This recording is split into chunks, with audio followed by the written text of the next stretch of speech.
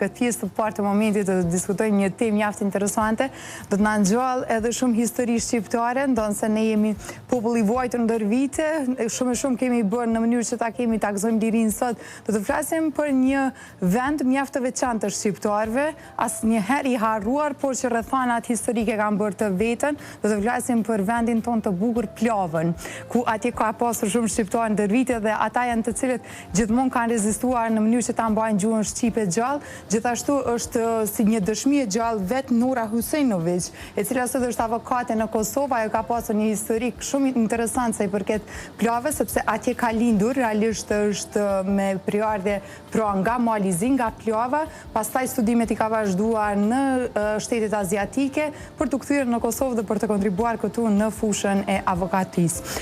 Nur, mirë se vjen e dashur në moment. Mirë si u gjeta, faleminderit për ftesën, Dresa. Faleminderit shumë, kënaqësi që të flasim, por do të shkojmë rrëfimit tuaj kështu nga e kaluara. Do të kthehemi mbrapa në vite, do të flasim ndoshta duke filluar nga viti 1993, pse jo edhe më herët, që të tregojmë pak a shumë edhe historikun tuaj, sepse kishe një rrëfim njerëzakonshëm sa i përket familjes suaj edhe rezistencës për ta mbajtur gjuhën shqipe gjallë apo jo. Po, gjithsesi. Natyrisht do të flasim, do të fillojmë rrëfimin tonë nga viti 1993. Zakonisht unë kur prezantohem, nuk them jam Nora nga Plova Malizi, por them jam Nora nga Plova Veriu i Shqipërisë, sepse natyrisht shqiptarët e Malizi gjithmonë që nga e kaluara deri më tani janë të njohur për përpjekjet e tyre mbar shekullore për të ruajtur identitetin kombëtar shqiptar dhe gjuhën shqipe. Dhe realisht unë jam një nga ato shembujt ma pragmatik për sa i përket kësaj teme, sepse familja jonë ka qenë në prag të asimilimit në vitin 1993, nga që babi im nuk e njihte gjuhën shqipe mirë. Ai e dinte që është shqiptar, por nuk e njihte gjuhën shqipe nga që shkollimin fillor të mesëm dhe fakultetin e kishte kryer në gjuhën bosnjake. Kjo nga që në Plovë deri në vitin 93 nuk ka ekzistuar shkolla shqipe. Pra gjithë shqiptarët e Plovës dhe të rrethines me gjithë fshatrat që janë aty janë detyruar që të vijojnë mësimin në gjuhën serbe, respektivisht në gjuhën bosnjake. Në vitin 93, për shkak të përpjekjeve të mëdha të komunitetit të Plovës, të komunitetit shqiptar të Plovës dhe përkrahjes donacioneve nga shqiptarët të cilët jetojnë në SBA, në Shtetet e Bashkuara të Amerikës, është mundësuar nga qeveria malazeze hapja e shkollës shqipe. Dhe unë pasi vijova një muaj të mësimit në gjuhën bosnjake, babi e bisedoi në familje edhe bisedoi pikrisht me mua drejt për drejt dhe tha: "Qika jeme, shkolla shqipe po hapet, na jemi shqiptar, edhe dëshira e babit edhe nanës është me të dërgu në shkollën shqipe. A je e gatshme me ndru klasen?" Unë u lidha emocionalisht me atë mësuesen që e kisha nga komuniteti bosnjak dhe realisht nga që isha e vogël, isha e moshës minore, nuk është se i dija shumë rëndësinë e ruajtjes së identitetit në atë mosha 6-7 vjeçe. Megjithatë, unë nuk mund t'i thoja babit jo. Prandaj i thash babi, në rregull, nëse ti thua që unë duhet të ndroj klasën, në rregull, po e ndroj klasën, edhe pse hezitoja, begi shumë në atë moshë të ndroja klasën. Dhe pas një muaji, natyrisht, unë ndrova klasën, kalova në mësimin në gjuhën shqipe. Edhe aty e kishim një mësuese të jashtëzakonshme, Xhufe Vuçeta, ajo sot jeton në Shtetet e Bashkuara të Amerikës dhe mua më kujtohen përpjekjet e saj për të na mësuar edhe për të na ndihmuar në kryerjen e detyrave të shtëpisë, sepse ne i kishim prindrit, le të themi babi im nuk e njihte gjuhën shqipe dhe rredimisht nuk mund të më ndihmonte në kryerjen e detyrave në atë gjuhë. Dhe kështu pra vijoi klasa e parë. Çka dëshiroj të theksoj janë edhe sfidat teknike që i kishim në klasë, sepse për shkak të numrit të vogël të nxënësve, ishim vetëm 10 nxënës në klasën e parë, nga 10, nga secili vit, ashtu që kanë mujt me i mbledh çaj grup që janë angazhuar për me hap shkollën shqipe, që kanë mujt me i mbledh për gjitha klasave, jo ju jeni shqiptar, tu i bind prindrit me i sjell, me i riregjistru fëmijët në klasë klasën e gjuhës shqipe dhe rrjedhimisht na jemi detyru me e mbajt mësimin në një klasa e parë dhe edhe treta. Ndërsa në një paralele tjetër, pastaj ishin e dyta dhe e katërta për shkak të numrit shumë të vogël të nxënësve, edhe mësuesja kishte jepte sakrifica shumë të mëdha, sepse ndonte orën e mësimit 45 minuta në 2 pjesë. Pjesën e parë 20 minuta ja kushtoi ke klasës së parë dhe pjesën e dytë të orës ja kushtoi ke klasës së tretë, derisa angazhojke le të themi klasën tjetër me detyra të cilat sapo ua kishte mësuar. Prandaj këto kanë qenë sfida të mëdha, natyrisht unë edhe sot rënqethem kur i kujtoj këto sfida dhe këto përpjekjet tona, pastaj ngazëllimin që e kishim ne kur e prisnim 28 nëntorin, ditën e flamurit, kur i organizonim aktivitetet e shumta në fshatin Vudhaj të Gucis, sepse Plava dhe Gucia deri vonë kanë qenë brenda një komune. Zvoni është ndarë komuna e Gucis dhe është themeluar si komune vete. Rrjedhimisht gjitha ato programe, recitimet, vallëzimet me këngët shqipe, me domethënë çiftelin e gjitha ato, une i kujtojnë me ngazëllim shumë të madh, sepse realisht unë kam thënë shumë herë edhe në rrjetet sociale, edhe nëpër media, çiftelia ma ka rujt identitetin shqiptar. Domethënë ato tingujt kanë qenë që neve na e kanë gjallë ndjenjën e përkatësisë ndaj komunitetit shqiptar. Po të mos ishin këto aktivitete, recitimet e vargjeve të ndryshme të poetëve të ndryshëm, cilët janë të njohur në letërsinë tonë shqipe, pastaj vallëzimet me këngët shqipe, me tingujt e çiftelisë, janë po ato që e kanë ruajt, e kanë ngjall pikërisht ndjenjen fillimisht të përkatësisë ndaj identitetit tonë dhe pastaj na e kanë ruajt neve identitetin tonë, sepse në një farë forme na kanë shty drejt asaj që ne duhet të përpiqemi që të ruajmë ata pak identitet që ka na kishë mbete dhe që ishtë në ikje e sipër. Përveç 28 nëntorit, më trego pak për 7 marsin. Si ishte për juve, për ata 10 zënës, po ashtë dhe për klasën e 3 që ishit bashkë me ta? Natyrisht. Po ishte po aq ngazëlluese sa 28 nëntori, me uru ditën e mësuesit për një mësuese, domethënë, e cila ishte një dhe vetmja për ato 2 klasa, pastaj për këto 2 paralele tjera ishte sekretari i shkollës shqiptar, cili e angazhuan, edhe pse nuk ishte pikrisht i kualifikuar për të dhënë mësim, po nga se nuk kishte kuadro, a i pranoj vullnetarisht që të jap mësim për klasën e 2 dhe të 4-ën, prandaj ne i kishim vetëm 2 mësues, edhe ata i glorifikonim edhe sot i respektohim edhe sa herë që i shohim verave, kur të kthehemi në vendlindje, ndalemi, i përshëndesim edhe i falenderojmë për kontributin që e kanë dhënë për neve, sepse nuk ka qenë e lehtë. Nuk ka qenë e lehtë me vepru në ato rrethana, në ato kushte ku ne i pritnim me muaj të tërë materialet, librat e gjuhës shqipe, cilat na vinin si rezultat i donacioneve, sepse edhe kushtet e komunitetit shqiptar atje nuk ishin të mira, prandaj kishim nevojë për mbështetjen e komunitetit tonë, i cili shumica atyre që janë në botën e jashtme posaçërisht në SBA, por fal atyre, fal mbështetjes së tyre dhe fal përkushtimit të një grupi të njerëzve nga komuniteti shqiptar në Plavë, ne sot ende e quajmë veten shqiptar. Trego pak për abetaren, si ju dukej?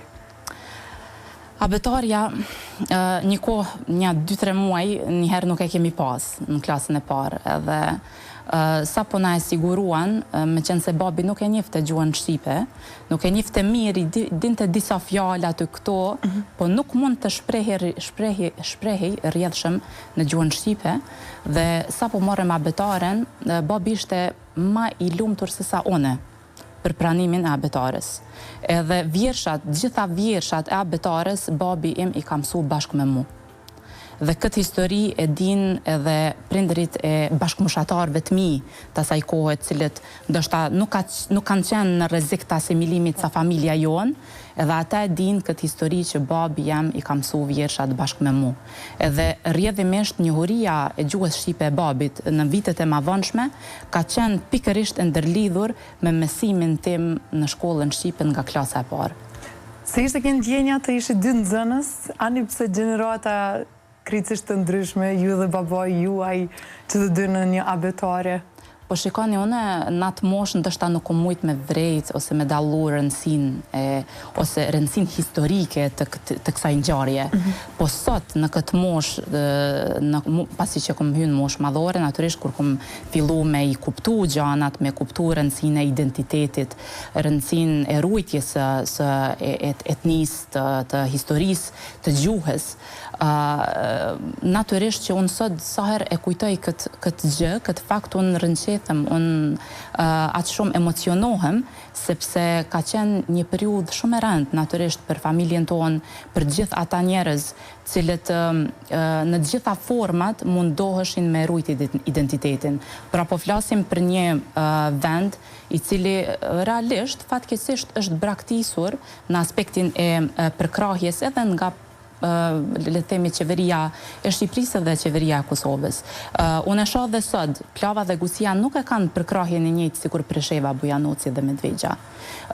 Unë e shoh përkushtimin shumë më të madh të qeverisë kosovare në përkrahjen e preshevarëve sesa në përkrahjen e plavianëve.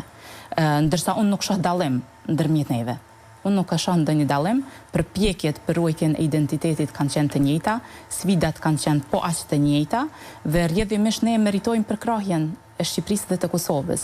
Dhe unë sërish çdo herë pyes veten pse nuk po ndodh ajo përkrahje. Pra kur janë secilin vet me ne gusht çdo verë, është një manifestim tradicional në fshatin Vuthaj të Gucis, ku ka prej politikanëve dhe të taneshëm dhe të mëhershëm që ndonjëherë vinin, prezantonin atë manifestim, sepse është manifestim vetëm me shqiptar dhe pikërisht për identitetin ton. Po nuk e shoh një përkrahje serioze siç është për Preshevën, Bujanocin dhe Medvegjen dhe unë do të shfrytëzoj këtë rast që të bëj thirrje për qeveritë respektive të Kosovës dhe të Shqipërisë që të mos na harrojnë, sepse sfidat tona nuk kanë përfundu. Ndoshta familja jonë i ka shpëtuar asimilimit, po ka plot familje të tjera të cilat po kalojnë në për të njëjtat sfida sikur ne në vitet 90-ta. Pra, kemi nevojë për përkrahje në aspektin edhe financiar, në aspektin financiar, po them për të zhvilluar aktivitete kulturore, sa ma shumë aktivitete kulturore për të ngritur vedijen tek popullata se shikoni, ju jeni shqiptar edhe duheni me rujt gjuhën, duheni me rujt traditën, duheni me rujt identitetin tuaj. Sepse një person që harron identitetin e vet, ose që nuk është i vetëdijshëm për identitetin e vet, ai është person i brisht, është person i cili përjeton krizë identitare. Me qenë në krizë identitare, është jashtëzakonisht e rrezikshme sepse ti je i ndjeshëm ndaj çdo lloj ftese për të ndryshuar, ndërsa personi që është i sigurt dhe është i fanatik në ruajtjen e asaj çka është ai, në ruajtjen identitetit e vet, ai e fton edhe respektin e gjithë njerëzve të tjerë, pavarësisht që çfarë etnie apo çfarë nacionaliteti i përkasin. Prandaj është shumë e rëndësishme për neve që të dimë se kush jemi, edhe me qenë se jemi pakic në shtetin ku jetojmë, kemi sfida edhe në aspektin e gëzimit të drejtave dhe lirive bazike, themelore të njeriut, është shumë e rëndësishme për neve përkrahja e Shqipërisë dhe e Kosovës. Nora, prej vitit 93 kanë kaluar 31 vite, 32 tashmë po bëhen, e dim brezat e ri gjithë këtë sakrificë që keni bërë pra ndër gjenerata në mënyrë që ta ruani gjuhën shqipe, në momentin që ata shkojnë dhe flasin shqip, shkollohen shqip, e din gjithë këtë merit të brezave të kaluar? Ndoshta gjithë jo, disa e din, në varet prej familjes në familje, sa e kanë ngrit vedijen brenda familjes baballarët, nanat, prindrit të fëmijët e vet. Megjithatë, natyrisht kjo flitet. Çdo një gusht, çdo manifestim në fshatin Vuthaj, çdo vit ne e ripërsërisim këtë sakrificë tonën për t'i mësuar dhe për t'i vedjesuar gjeneratat e reja në për çka kemi kaluar dhe se kjo çfarë e kemi arritur sot duhet të ruhet me fanatizëm. Pra duhet ta ruajmë atë që e kemi mriq, këto suksese që i kemi mri në ruajtjen e identitetit, disa nga familjet që vërtet ka qenë në rrezik të asimilimit, na sot e ngrisim vetdijen edhe në biseda të përditshme, edhe nëpër media, mundohemi me gjithë shpirt me ngrit vetdijen lidhur me sakrificat tona dhe nevojën për të ruajtur rezultatet që i kemi arrit deri më tani. Është një lloj brengue ky ndryshimi i mbiemrave, duke filluar për shembull nga juaji, sepse ka qenë puro shqiptar dhe tash me i keni e bart një mbiemrin Husejnović? Po, natyrisht kjo është sfidë vazhdueshme, edhe në ditët e sotme, edhe në rrjetet sociale ose në bashkëbisedimet drejt për drejtat që kam me persona të ndryshëm, shumë prej tyre më pyesin çka është ky mbiemër, a je bosnjake ti, kush je ti? Them jo, jam shqiptare e Plavës. Thot po pse ky mbiemër Husejnović, pse s'pendron, pse s'pekthen në origjinë, në trungun e mbiemrit? Po them nuk po e ndroj. Vllau e ka ndru, e ka bo Hysenaj, ashtu që ka qenë der vite, do me thonë familja jo në rajt e tona, po unë nuk e kom ndru për një qëllim, sepse unë pikrisht unë dua t'i ftoj pyetjet e personave që ma shohin atë mbiemrin me viç, për të ma mundësuar rrëfimin lidhur me historinë edhe përpjekjet tona për të ruajtur identitetin. Se po ta kisha Hysenaj, atëra ai mbiemër ose Hyseni, ai mbiemër do të ishte i zakonshëm, sikur edhe i qytetarëve që ka shumë qytetarë edhe në Kosovë që e kanë mbiemrin Hyseni, prandaj askush nuk do të më pyeste dhe rrjedhimisht nuk do të shfaqej nevoja që unë të rrëfej historinë time. Deri në çfarë moshe jetuat në Plavë? Në Plavë jetova deri në moshën 14 vjeç. Pra shkollimin fillore kreva në Plavë, pastaj për shkollimin e mesëm erdha në Prishtinë dhe shkollën e mesme e kam përfunduar në Prishtinë. Si ishte ajo periudhë në Prishtinë? Tu duk ndryshe? Po, periuda në Prishtinë, po, ishte paksa sfiduese, ishte një shok kulturor. Natyrisht ka, edhe pse jemi shqiptar, edhe shqiptarët e Kosovës edhe të malit të zi të Shqipërisë, natyrisht ne kemi dallimet tona në aspektin kulturor, ndoshta edhe në aspektin e theksit, dialektit të gjuhës shqipe. Prandaj në fillim, nga që unë kisha theksin eran, plavjan, që përngjan ma shumë me Shkodrën, sepse kemi shumë afër Shkodrën ashtu geografikisht. Natyrisht, shoqet e mia në shkollët e mesme shumica dhe nuk më kuptonin. Nuk më kuptonin, isha paksa e vetmuar në aspektin që për secilën fjali më thoshin çka është kjo, s'po të kuptoj, apo ma thua edhe një herë. Do me thonë ishte paksa sfiduese, ai integrimi im në mesin e shoqeve në shkollën e mesme. Megjithatë, pas një viti, ndal nga dal, unë fillova të integrohem dhe të shoqërohem më shumë me kosovarët, me shoqet nga Kosova, dhe sot e kësaj dite unë e mbaj shoqërinë me to, takohemi kohë pas kohë, tash edhe që jemi familjare, kemi fëmijë të vegjël e të tjera, natyrisht kohë pas kohë takohemi dhe mbajmë shoqërinë dhe kalojmë shumë bukur. Mbështesim njëra tjetrën në qëllimet edhe në planet e ndryshme, edhe personale edhe për sa i përket rëndësisë së komunitetit. Nga Plava në Prishtinë dhe nga Prishtina në Malajzi. Po, ashtu është. Shumë interesante, nga që gjatë shkollimit të mesëm isha e dalluar në aspektin e mësimeve, për nga notat, dhe ishte një delegacion nga Malajzia, i cili erdhi në Kosovë për të promovuar bursen, respektivisht për krahjen financiare për studentët që dëshirojnë të studiojnë në Kuala Lumpur të Malajzisë. Në atë kohë ishte një garë shumë konkurruese, dhe ne u përzgjodhem 15 nxënës të shkollave të mesme të Prishtinës dhe të disa komunave të tjera, deri ku kanë mujt me depërtuata si delegacion me promovu bursen, u zgjodhem për të studiuar në Malajzi. Natyrisht, Malajzia është një shtet në Azinë Juglindore, është shtet i zhvilluar, e ka një sipërfaqe si ish Jugoslavia, e ka GDP-n si Gjermania, pak ka shumë mundem me e rrëfy, do me thonë, zhvillimin e Malajzis. Zvoni e dim shumë mire dhe nga mediat që presidentja Vjosa Osmani ka qenë në vizit në Malajzi, dhe ajo vetë, si që kam parë nga postimet e shumta që i ka bërë për Malajzin, ka qenë e befasuar me pritjen në Malajzi. Natyrisht edhe atje i kishim sfidat tona, fillimisht sfidat me klimën, sepse është klima tropikale, gjithmonë nxehtë, gjithmonë gjelbrim, Pastaj kishim sfidat me ushqimin, sepse ushqimi aziatik dallon nga ushqimi jon, nuk gjenim bukë askund. Ishte ajo nevoja që madhe për ta shijuar bukën e bardhë. Ata ushqen kryesisht me oriz edhe me ushqimet e tjera që i kanë specifike për Azinë Juglindore. Po, natyrisht, sfidat e ndryshme, megjithatë na u adaptuam me ato, sepse qëllimi ishte që të marrim dije dhe të kthehemi të veprojmë në shtetet e origjines, në shtetet tona. Unë kam studiuar atje të drejtën sistemin juridik anglosakson, pra të drejtën civile, që dallon paksa nga sistemi juridik kontinental i cili zbatohet në Evropë. Pra, sistemi juridik që zbatohet në Malajzi është i njëjtë, pothuajse i njëjtë me sistemin juridik që zbatohet në Mbretërinë e Bashkuar.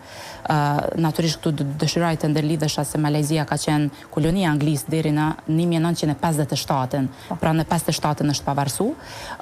Gjatë studimeve të mia, natyrisht kam qenë dalluar në studime, kam përfaqësuar Malajzinë në garat e shkatësive juridike në Washington DC, edhe në gara tjera rajonale brenda Azisë. Kjo ka qenë një kontribut i imi si e huaj, si studente u huaj brenda Universitetit Ndërkombëtar ku kam studiu. Ato përvoja tashmë i shoh edhe tek studentët e Universitetit të Prishtinës, cilët janë trajnuar edhe nga presidentja e tanishme, derisa ka qenë profesoresh në universitet, dhe me ngazllim i shoh ato arritje të studentëve tanë tani në Washington DC, pra janë pikërisht garat në cilat unë kam përfaqësuar Malajzinë në vitin 2011 në Washington DC, natyrisht si pjesë e grupit të universitetit tonë pasi i fituam garat kombëtare të Malajzisë për shkatësi juridike. Çka mund të theksoj më tutje, malajzianët janë një popull i qetë, do me thonë një aspekt shumë i rëndësishëm cilin e kemi mësu është durimi. Sepse kur ke shku në administratë, absolutisht ka qenë e papranueshme me u bë nervoz. Me thonë, më duhet këtë dokument dhe më duhet sot, brenda orarit. Ata me qetësinë më të madhe vetëm të kanë njoftuar që jo, nuk ka mundësi sepse dokumentet e tilla merren brenda 2 ditëve të punës. E na nuk ishim mësuar kështu në Kosovë, sepse këtu është ajo energjia paksa më ndryshe e shqiptarëve, do me thonë ai presioni që ja u bojmë administratës, qoftë në universitet apo në shkollë të mesme, kryjma këtë dokument sepse më duhet më shpejt edhe shpeshherë funksionon. Në Azi kjo nuk funksionon. Në Azi mësohesh që duhet mi respektu rregullat e administratës shtetërore ose të administratës së universitetit, rrjedhimisht kalitja e durimit ka qenë një aspekt shumë i rëndësishëm. Çfarë sistemi drejtësisë gjete në Kosovë pastaj, kur vendosët ktheheshe? Po mirë, si që thash, sistemi juridik kontinental është ai që zbatohet në Kosovë. Unë e kisha pak sfida në këtë përshtatjen nga sistemi juridik anglosakson në sistemin juridik kontinental. Një farforme në vitin 2012, kur u ktheva nga Malajzia, fillova 3-4 vitet e para punova në shoqëri civile, nga që kisha nevojë për një kohë të konsiderueshme për të adaptuar dijen time që e kisha në një sistem juridik tjetër me sistemin juridik i cili zbatohet në Kosovë. Megjithatë, sot është shumë e rëndësishme për praktikën time, për ushtrimin e profesionit avokatisë, sepse unë e di edhe këtë aspektin e sistemit juridik tjetër, që zbatohet në pjesën tjetër të botës, i cili është bajegi i ngjajshëm me të drejtën ndërkombëtare, le të themi, ose drejtën ndërkombëtare për mbrojtjen e të drejtave të njerëzit. Pra kur i lexojmë vendimet të Gjykatës së Strasburgut, Gjykatës Evropiane për Drejtat e Njerëzit, ato janë mënyra e arsyetimit të gjyqtarëve të Gjykatës Evropiane është kryekput e njëjtë me mënyrën që i arsytojnë vendimet gjyqtarët në sistemin juridik anglosakson. Unë do doja të theksoja dallimin mes këtyre dy sistemeve juridike, le të themi në sistemin juridik kontinental siç zbatohet në Kosovë, gjyqtari bazohet vetëm në ligj për të vendosur lidhur me një kontest që shfaqet para tij. Ndërsa në sistemin juridik anglosakson, gjyqtari ka 2 burime të së drejtës mbi bazën e cilave vendos, pra është ligji, çfarë thot ligji dhe praktika gjyqësore.